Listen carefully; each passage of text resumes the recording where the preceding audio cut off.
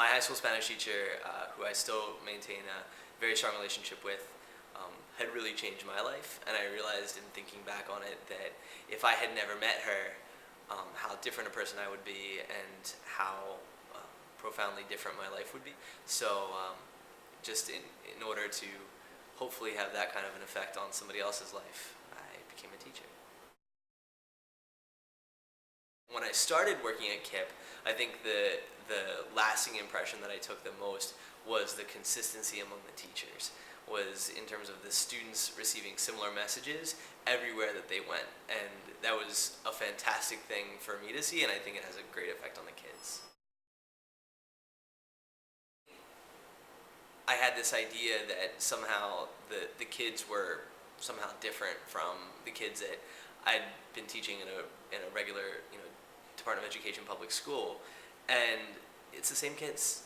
It's, obviously different individual students, but similar backgrounds, similar struggles, similar strengths and weaknesses. It's the same kids that I was taught in a different school, and it's just a different environment here. Having very consistent messages for sweating the small stuff. What we call 100% is something that is a term that we throw around a lot. And 100% just means that making sure that we always have 100% of the students' eyes, all of their attention focused on us. None of the kids, looking off into space or twiddling their thumbs or looking down. That we always have 100% of the kids who are writing down everything they need to be writing down, or that they're doing the right thing when they're out on the blacktop playing.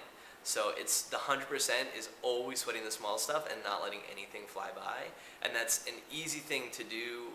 Letting the small stuff slip by is an easy thing to just say, it's just one time, it's just one kid, but it adds up and it sets a bad tone. Really just always being there for one another and always being there to help sweat the small stuff, to help, if a teacher is walking around the room while another teacher is teaching, or popping into a classroom if a teacher needs help for a second, or just running and making copies for somebody, just always being there for somebody, to really contribute to that idea of team and family.